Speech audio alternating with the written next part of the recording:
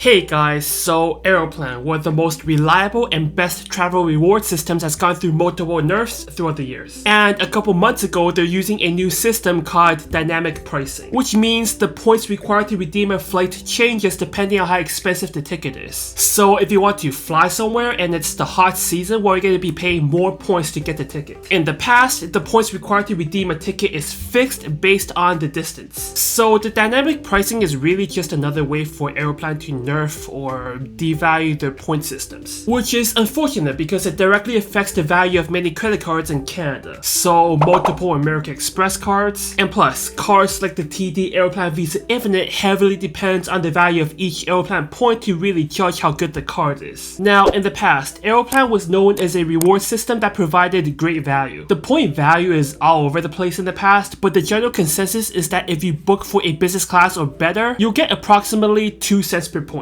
If it's economy, it's about 1.5 to 1.75 cents per point, which is what I got when I flew to Toronto and LA. But that was 2 or 3 years ago. It's been a while since I redeemed my Aeroplan points because I canceled the Kobo card earlier on last year. But I do have some Aeroplan points in my account, so in this video, we're gonna see how much these Aeroplan points are actually worth, or approximately worth, because it's different for everyone. And with these point values, you can determine if cards like the Kobo card is still worth getting in 2025, because the card really heavily depends on the point value of Aeroplan. Not to mention, the card's going through its own nerf, so if you're interested in that, check out this video over here. Before we start, I just want to let you know that I started a new channel not too long ago. It shows my vlogging and entertainment side, like this video over here where I try to lose weight as much as possible by eating negative calorie foods. So if you're into more vlogging content, feel free to support that channel as well, and I appreciate you so much. And with that, let's continue on this video. We're gonna start off with point redemption values from Vancouver to Toronto, because I live in Vancouver and once in a while I'd like to travel to Toronto. Alright, book with Aeroplan, arriving in Toronto. Let's see, the departure date, let's just do this coming Friday, I guess. Returning just Monday, just a weekend trip. Bro, what the? 42,000 points for an economy class ticket to Toronto? I don't remember being that much. I redeemed it for, I guess, a couple years ago now, like 24,000 points at the most. I mean, my memory could be a little bit shaky, but it's definitely not 42,000 points to Toronto. And of course, you need to pay more points to get a checked bag on the flight. Is this Air Canada or is this a budget airline? Because why are they charging me for everything, even checked bags? Alright, let's search for a flight back from Toronto. We're gonna go with non-stop flights, because why would you transfer from Toronto to Vancouver? 17.6k, that's not that bad. Let's look at the total number of points I need to redeem to get this round trip from Vancouver to Toronto. Alright, the entire round trip is approximately 69,000 points if you just use points to redeem for flights. So they give you 3 other redemption options as well. We'll get into the redemption value for every one of those very shortly. So the next step is to look at the cost of the flight if you're just paying in cash. So we're gonna use Google and go into incognito mode. I mean, it probably wouldn't make a difference, but I heard that for incognito mode you get better pricing for your tickets. And trust me, that's the only time I use incognito mode. I don't use incognito mode for anything else. You believe him? I don't. So the round trip from Vancouver to Toronto this coming weekend is just over $1,000, okay? That's actually a lot of money. I guess it's the hot season right now. Okay, so based on that pricing, if we're just redeeming everything through points, it'll be approximately 1 Aeroplan point is worth 1.53 cents. The second option, which is redeeming 60,000 points and paying some extra cash, each Aeroplan point will be worth 1.6 cents. And the third option will be 1.51 cents. And the last option, which is redeeming very little points and paying more in cash, will be worth 1.35 cents. So it seems like the second option is the best option at 1.6 cents per point. Alright, next, from Vancouver to Calgary. I mean, come on, who would want to fly there from Vancouver? You gotta enjoy the views of the Rocky Mountains, just drive there. Alright, same thing this coming weekend. 8.5k from Vancouver to Calgary isn't bad. 57.4k from Vancouver to Calgary for business class is a lot, but 8.5k for economy, not bad. Alright, the returning flight, 9.1k, not bad. Let's look at the total fare. While that's loading, let's look at how much this flight would cost if you're paying in cash. Alright, same flight from Vancouver to Calgary, same time. Bro, economy basic. No carry-on bags permitted. Like, I can't bring a bag on board, so I gotta pay to bring my bag on board. Like, Dude, is Air Canada becoming a budget airline? Like, why are they nitpicking everything to make money? I mean, a carry-on bag is like, what, 15 pounds? But if a sumo wrestler sits next to me and I get crushed, he doesn't need to pay extra? Alright, luckily when you redeem with Aeroplan, you get a carry-on baggage. But when you're buying with cash, you gotta pay more to get a carry-on baggage. I guess to get the same level of service, you gotta go with standard economy for cash, $74 more just to get a carry-on baggage. So I checked on Google incognito mode, I don't use it that much.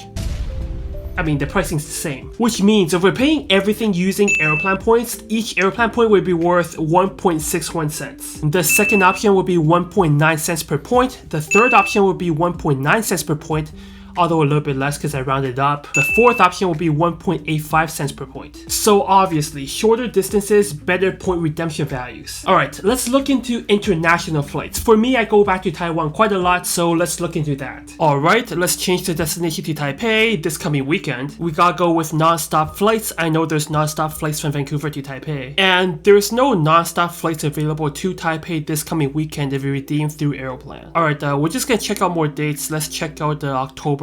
That's a month out. Hopefully we have a seat there. No? How about like way in the future, like February? Really? No non-stop flights available for redemption in February? That's like 5 months out. Alright, we're gonna check like March, middle of the week. Like you can't, there's no way there's no seats available for redemption in the middle of the week 6 months out.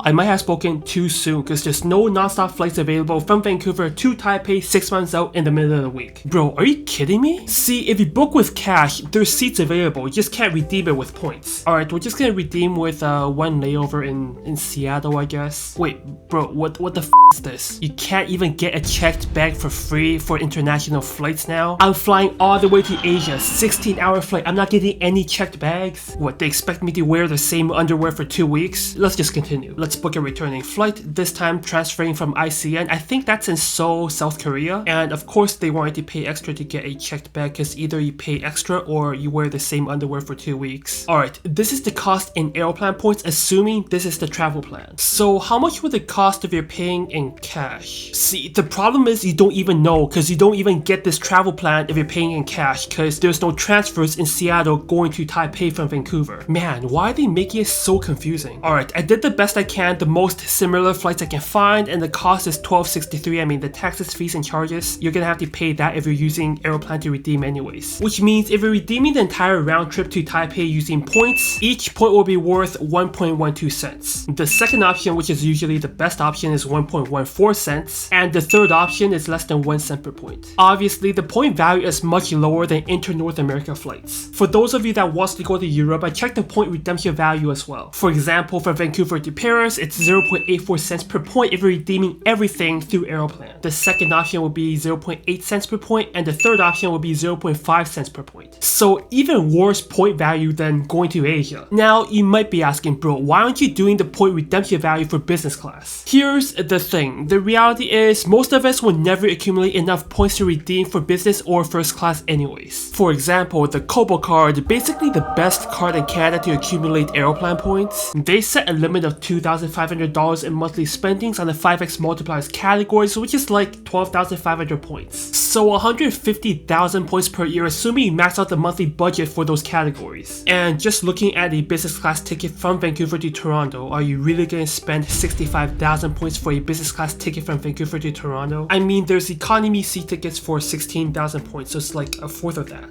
And 65,000 points is like the cheapest. It goes up to, as you see over here, like 175,000 points for a business class seat. So 150,000 points per year sounds a lot, but doesn't get you much in terms of business and first class seats. But if you're wondering, I did do the calculations for business class point redemption value. From Vancouver to Toronto, it's about 1.8 cents per point. That's better than the economy class tickets to Toronto, where we got about 1.6 cents per point. To Calgary business class, it was worse at 1.4 cents per point, whereas for economy, we got 1.9 cents per point. For Asia and Europe, it's about 1 cent per point for business class. So those are what I calculated. I'm sure you'll get better deals if you search harder. So yeah, I haven't seen 2 cents per point now. Like, I've done some calculations, it's much less than that. But that being said, obviously obviously, for domestic North America, you get more value for your Aeroplan points. I mean, I'm sure you'll get better deals if you search harder, but for me, when I calculated for North America, you're probably getting 1.5 to 1.75 cents per point. For anything that's outside of North America, it's more like 1 cent per point, which is pretty terrible if you ask me. And that's not even the worst part. The worst part is that these points are not flexible when you're redeeming for flights. As you saw earlier, there's non-stop flights to Asia not available for redemption. And I'm talking about 6 months out. You can't even book with points to Asia a non-stop flight 6 months out. So what does all this mean? I would say that with all these nerfs and devaluation of Aeroplan points, you kind of have to wonder if holding a credit card that so heavily relies on Aeroplan points is actually worth it. One of the prime examples is the Kobo card, and one of the selling points of the Kobo card is that you can transfer Amex points into Aeroplan points. But with Aeroplan not being what it used to be, and with the Kobo card going through its own nerfs, you know, maybe it's worth looking into other options. Anyways, that's it for today. Let me know what your thoughts are on Aeroplan. Leave it in the comments down below. And again, if you're into vlogging content, if you can support my second channel, that'd be greatly appreciated. And if you're new to this channel, I make financial tips for Canadians and my long-form content and financial comedy in my shorts. And with that, thank you for watching, and I'll see you next time.